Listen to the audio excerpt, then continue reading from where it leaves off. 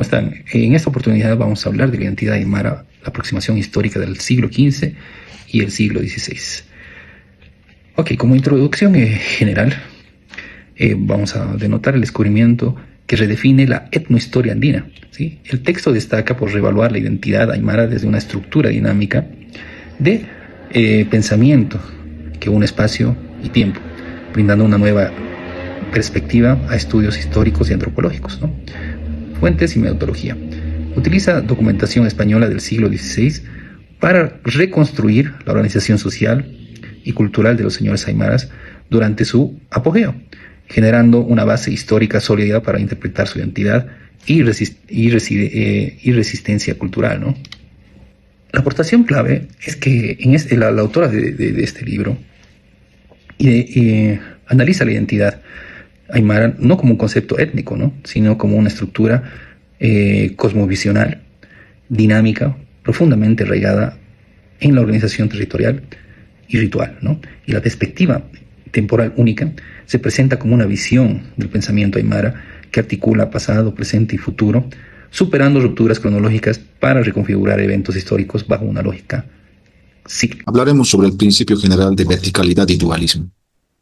Organización espacial relacional y ritual. La concepción espacial aymara integra lugares sagrados con zonas administrativas y rituales. La conexión entre áreas sagradas fortalece también la identidad colectiva y establece una red sociopolítica que define y organiza la vida. La ritualidad en el espacio aymara articula la interacción entre la naturaleza, la espiritualidad y economía. Así también, lugares y rutas de intercambio adquieren un significado profundamente espiritual. Este entramado espacial funciona como una respuesta cultural frente a las influencias externas. Así también, la resistencia cultural frente a fronteras externas.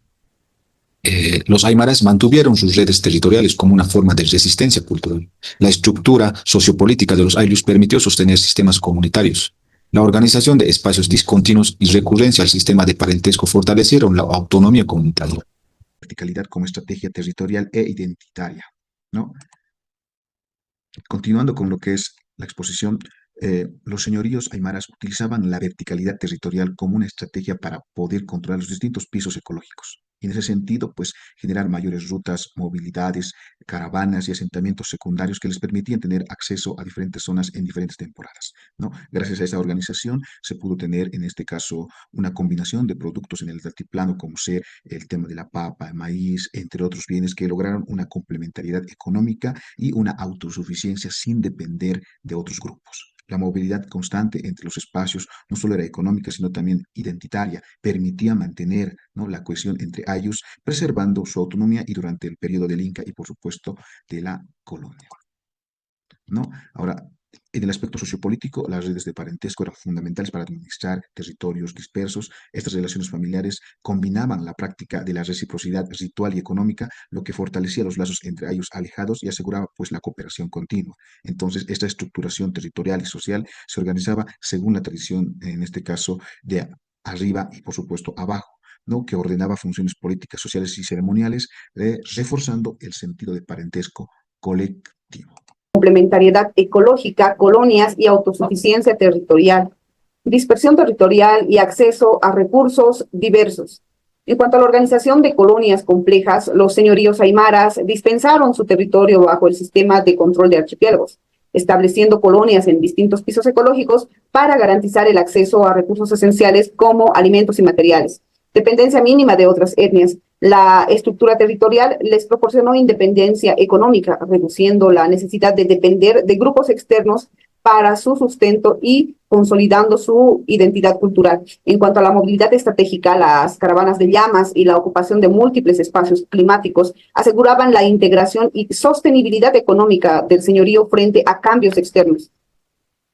Definición de identidad desde el control espacial. En cuanto al control de espacios discontinuos, la identidad aymara se definía por su capacidad de gestionar y hacer funcional un territorio fragmentado en distintas zonas ecológicas, conectándolas a través de redes sociales y rituales. En cuanto al espacio como tejido sociopolítico, más que una posesión física, el territorio era visto como el centro de relaciones de parentescos, alianzas y reciprocidad.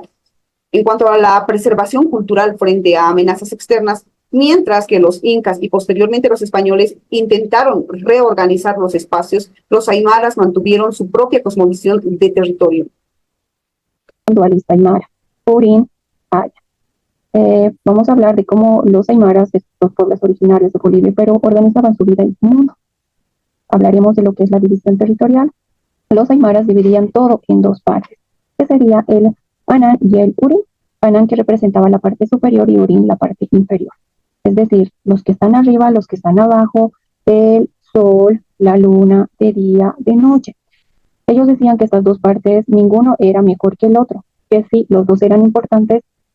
¿Para qué? Para que todo funcione bien, para que haya armonía, para que todo esté completo. Era una manera sabia de ver el mundo. También mencionar que cada uno de estos territorios estaba liderizado por dos curacas, quienes representaban las mitades superior y la mitad. Hablar sobre el tiempo aymara como construcción cíclica y mítica. ¿Ya? En la cosmovisión aymara, el tiempo no es lineal como en la cultura occidental, sino que es cíclico.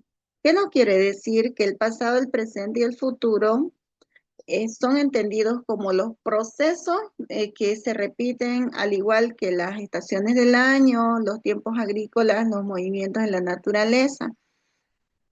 En la cultura aymara, en la cultura aymara, el pasado no es algo que se deja atrás, sino es algo que se tiene por delante, es algo visible, algo que ya se ve. En cambio, el tiempo futuro es algo que todavía no se ve y que todavía no se conoce. También en la cultura aymara, el carácter mítico está relacionado con el origen de los espíritus, los ancestros y la fuerza que hace la naturaleza.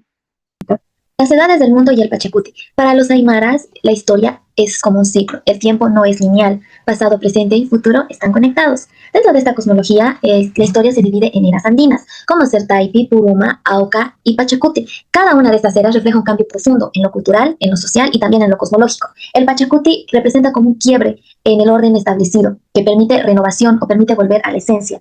En este entendido, tanto la conquista inca como la conquista española no solo fueron invasiones, sino fueron procesos de renovación y de transformación. Los aymaras demuestran gran resiliencia de esa que no solo resiste, sino que resignifica todo lo vivido. Todos estos eventos son parte de una gran renovación, de un gran cambio. Es decir, nos destruyeron, pero aquí seguimos. Gracias. Calendario ritual y resistencia cultural.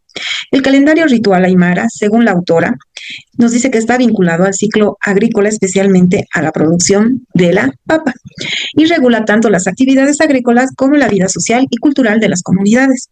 Otro autor, como Telles, destaca que este calendario es un símbolo de resistencia cultural y afirmación identitaria, permitiendo a los aymaras mantener sus tradiciones y desafiar las narrativas coloniales.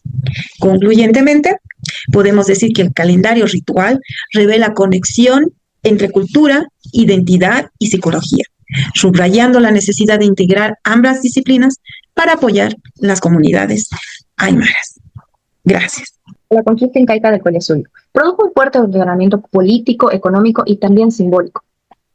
Los incas adaptaron la organización territorial a sus necesidades y trasladaron poblaciones mediante mitimaes, lo que generó un desarrollo y cambios en la identidad comunitaria. En el ámbito ritual, los curacas tuvieron que reajustar sus prácticas y protocolos incas, provocando una reconfiguración simbólica que afectó esta memoria colectiva. Económicamente, el imperio tomó el control de ciertas zonas estratégicas como minas, talleres, asegurando los recursos para el Estado. La autoridad local también fue modificada. Los curacas pasaron a ser intermediarios del poder incaico, perdiendo autonomía y alterando la relación psicológica entre líderes y comunidad. Finalmente se crearon colonias estatales y nuevos centros productivos, lo que diversificó la economía, pero implicó integración forzada de los ayllus, tensiones sociales y una transformación profunda en la identidad cultural del Colle Suyo. Uno de los factores muy importantes que debemos tomar en cuenta para poder comprender la identidad aymara también fueron los episodios históricos de crisis que han podido pasar los aymaras, y un claro ejemplo es la conquista española, y por qué no también mencionar la expansión de los incas. Estos episodios históricos han ocasionado la ruptura de la verticalidad y de la organización dualista de la cultura. Se ha podido evidenciar que hubo disolución del control ecológico, la estrategia territorial tradicional del control de pisos ecológicos fueron desmantelados, hubo eliminación de los accesos estratégicos a los recursos necesarios para la autosuficiencia y mantenimiento de los ayllus. Hubo fragmentación en el espacio sociopolítico, siendo que la organización dualista del espacio Ananiurín quedó irreconocible bajo la imposición de los límites territoriales impuestos por la colonia. También se pudo evidenciar el declive de las alianzas territoriales, los sistemas de parentesco, reciprocidad que sostenían la organización dualista y eran parte importante para reforzar la identidad y comunitaria de los aymaras, fueron destruidos. Si analizamos todos estos aspectos desde el ámbito psicológico, podemos deducir que la capacidad de organización y de relacionamiento de los aymaras son elementos importantes para poder comprender la psicología del grupo social. Silvia Rivera Cusicanqui menciona que a pesar de haber vivido episodios traumáticos históricos que pusieron a prueba la identidad aymara, la recodificación de los elementos impuestos y la reinscripción del propio universo simbólico de los aymaras coadyuvó bastante para que ellos puedan mantener su identidad, para que lo vayan reconstruyendo de manera constante y vayan asimilando y captando muchas cosas en beneficio de su cultura. Es tanto así que hasta el día de hoy hay bastantes hablantes aymaras que han alcanzado espacios de poder visibles. Podemos mencionar como ejemplo desde la organización de un barrio, la organización de una comunidad social, la organización de los movimientos sociales que hasta el momento de hoy persisten.